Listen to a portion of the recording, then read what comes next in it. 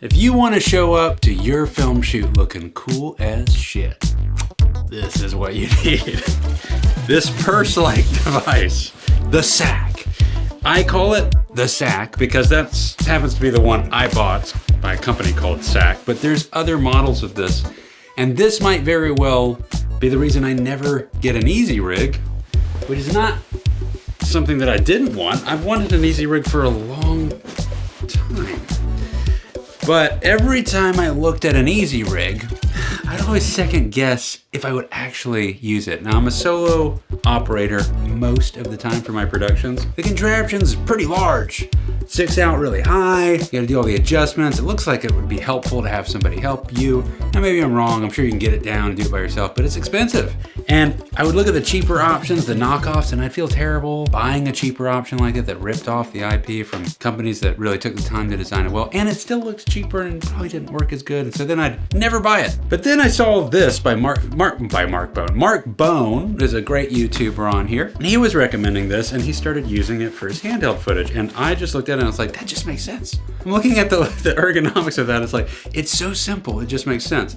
Now, could you create something like this yourself? Yeah, you could probably just do it yourself. It'd be a lot cheaper than buying this. Why did I buy this? Well, a couple reasons. One, I just wanted to go ahead and get moving. I didn't want to play around. I wanted to know what I'm working off of here. The way that it kind of reforms as I position a camera into it and all that stuff. Plus, I make YouTube videos, and so I might as well turn it into a review. Anyway, what does this really do? This stabilizes your footage, man. I mean, you can position this up here like this, and then honestly, just this alone, the stability that I have with the camera and using this versus just straight handheld is significant. And I have serious back issues. I've had back issues for 13 years now, and camera work is one of the things that triggers it the fastest, which is why I was interested in an Easyrig for so long. But, you know, I just never got one. Anyway, point is, this really saves my back. I have been using this thing for like, I think it's been about 8 months, and I barely use my camera straight up handheld anymore. Like, I'm always using this device every time I go to handheld because you can reposition it down on the ground. It gives you a great stable ground shot that's a little bit lifted, and it's not gonna budge or move anywhere.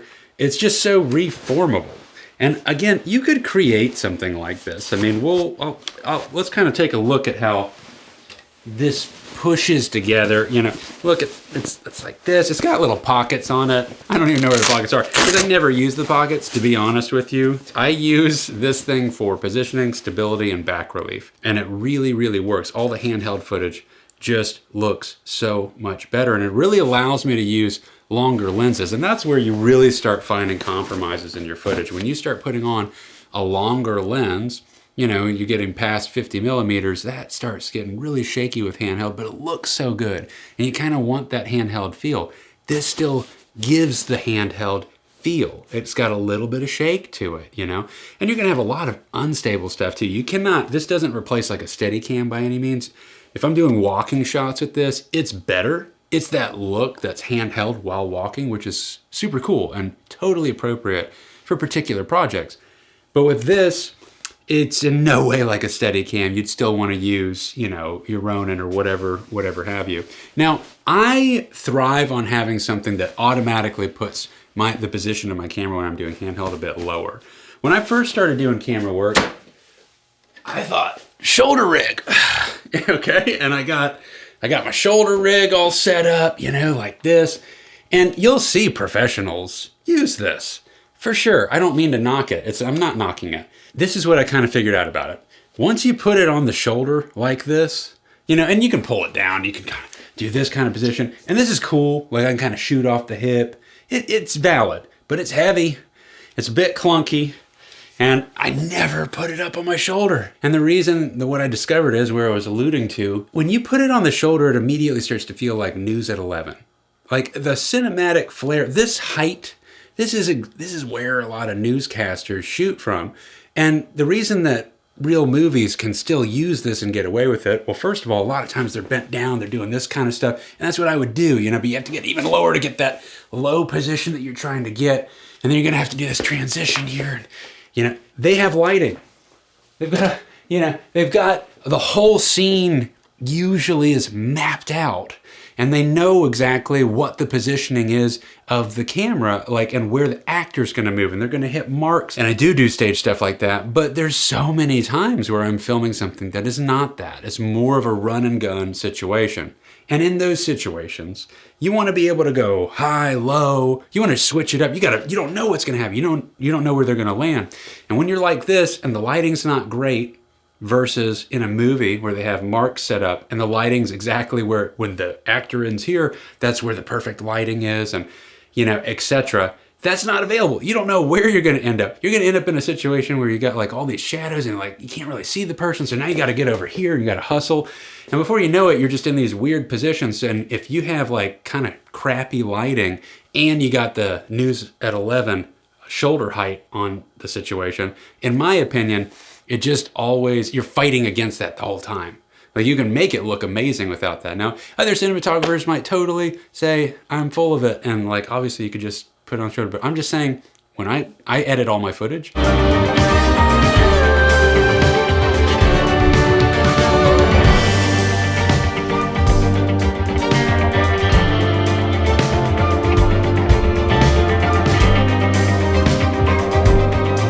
all my projects I make start to finish, and when I'm working with this footage, I always feel like I'm battling against it. It's hard to make it feel special. You immediately, once you put it on your chest level, a lot of times, not for an interview. I mean, if I'm interviewing, that's perfect for shoulder if I didn't have a tripod set up in time. On the fly interview, totally, that's a go-to. Tripod's better in my opinion, but you can totally go to this and on the fly interview, shoulder mount, great. But anything else where it's like cinematic, you're trying to get cinematic, you want to make things larger than life, go low. And if you go low, I mean, it's great to get overhead shots. There's exceptions and caveats to everything I'm saying, but in general, living around here, that's why this box camera thing is so popular, because a lot of shooters, they've stripped things down a bit and they're shooting a lot more from chest and hip level. And once you do that, it immediately puts the viewer in an interesting perspective and it starts feeling more cinematic. And that's where this already puts it there. So you put this on and it's like the camera's gonna live there. You could tighten it up, you could have it live higher. But I like to have mine here. And the reason is it's very easy to get lower. I'm already low and I get lower. Or if I wanna bring it up, like you saw me demonstrate, I'll just literally position it against my chest and then I'll pull it all against my chest. And now it's just this huge stabilizer, which also allows for when I'm pulling zooms or if I need to do manual focus, I mean, it's better because I'm not holding the weight of the camera in addition to doing the focus or the zoom in or the zoom out. And so just being able to have this there and do it fast, and this is holding all the weight and it's kind of putting it in a position where I'm not suspending weight out in front of me and it's just strapping it to my back or just being able to place it better and distribute the weight across my chest rather than this center point. It's easier to get level shots and it's way easier to hold position for longer periods of time because sometimes you're filming a conversation and that conversation just keeps going and you can't stop.